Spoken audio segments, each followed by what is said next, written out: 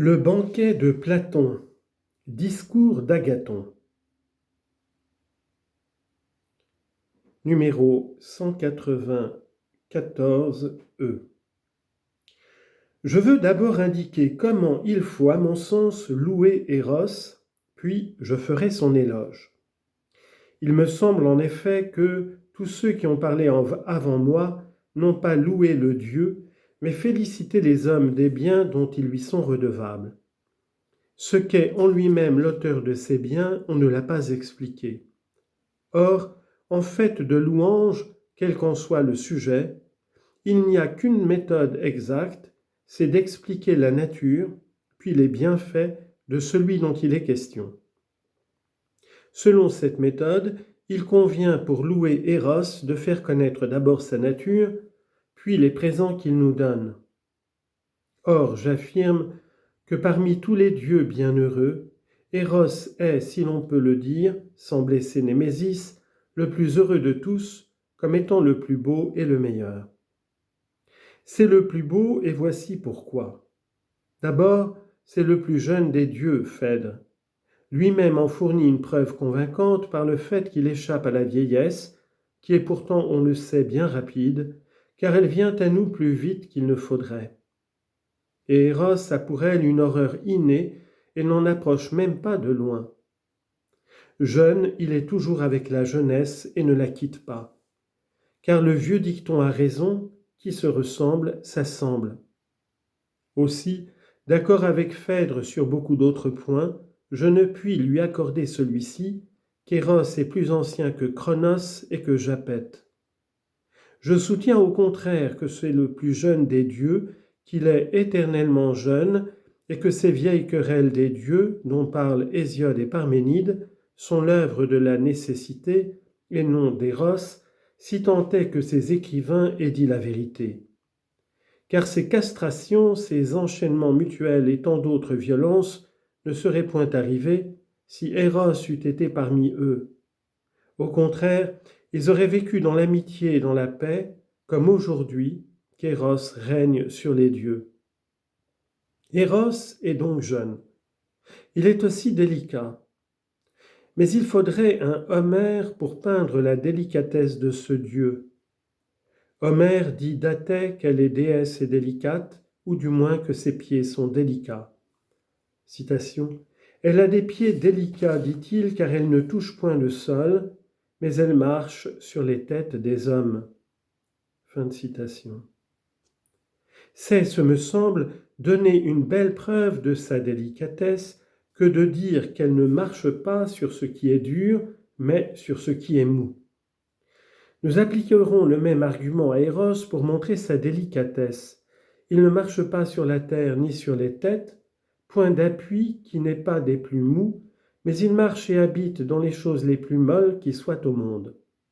C'est en effet dans les cœurs et les âmes des dieux et des hommes qu'il établit son séjour, et encore n'est-ce pas dans toutes les âmes indistinctement. S'il en rencontre qui soient d'un caractère dur, il s'en écarte, et n'habite que celles qui sont douces.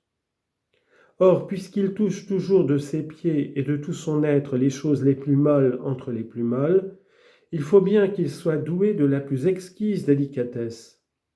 Ainsi donc, il est le plus jeune et le plus délicat. Il est en outre souple de forme, car il ne pourrait, s'il était rigide, envelopper de tous côtés son objet, ni entrer d'abord dans toute âme et en sortir sans qu'on s'en aperçoive. Une forte preuve qu'il est flexible et souple est sa grâce, attribut que de l'aveu de tous, Eros possède à un degré supérieur, car Eros et la difformité sont en hostilité perpétuelle. Qu'il ait un beau teint, sa vie passée au milieu des fleurs l'indique assez. Car Eros ne s'établit pas sur les objets sans fleurs ou défleuris, que ce soit un corps, une âme ou toute autre chose, mais là où il y a des fleurs et des parfums, là il se pose et demeure. Sur la beauté du Dieu, j'en ai dit assez, bien qu'il reste encore beaucoup à dire. Il me faut parler maintenant de la vertu d'Eros. Un très grand avantage est qu'Eros ne fait aucun tort à personne soit Dieu, soit homme, comme il n'en reçoit d'aucun Dieu ni d'aucun homme. En effet, s'il endure quelque chose, ce n'est point par force, car la violence n'attaque pas Eros, et s'il fait quelque chose, il le fait sans contrainte, en tout et partout. C'est volontairement qu'on se met au service d'Eros. Or, quand on se met d'accord volontairement de part et d'autre, les lois, reines de la cité, déclarent que c'est justice. Outre la justice, il a eu en partage la plus grande tempérance. On convient en effet qu'être tempérant, c'est dominer les plaisirs et les passions. Or, aucun plaisir n'est au-dessus de l'amour. S'ils lui sont inférieurs, ils sont vaincus par lui, et il est leur vainqueur. Or, étant vainqueur des plaisirs et des passions, il est supérieurement tempérant. Quant au courage, Arès lui-même ne peut tenir tête à Eros, car ce n'est pas Arès qui maîtrise Eros, c'est Eros qui maîtrise Arès, amoureux, dit-on, d'Aphrodite.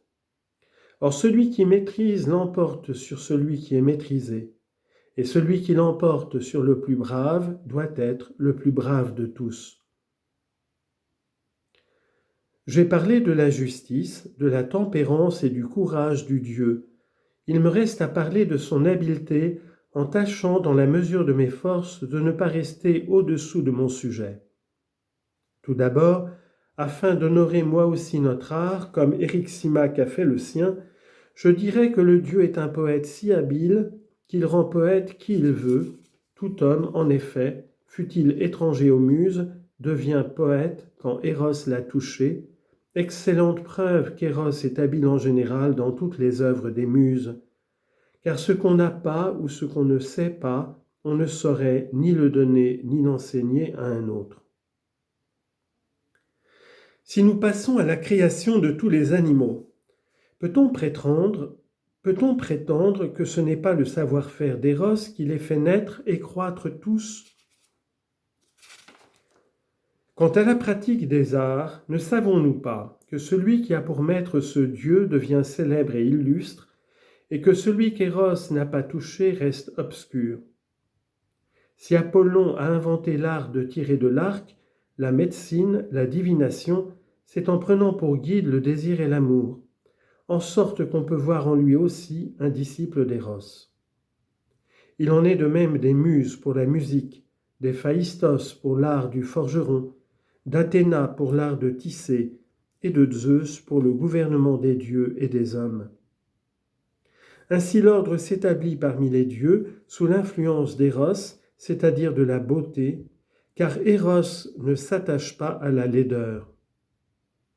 Jadis, comme je l'ai dit en commençant, bien des atrocités se commirent chez les dieux au dire de la légende sous l'empire de la nécessité.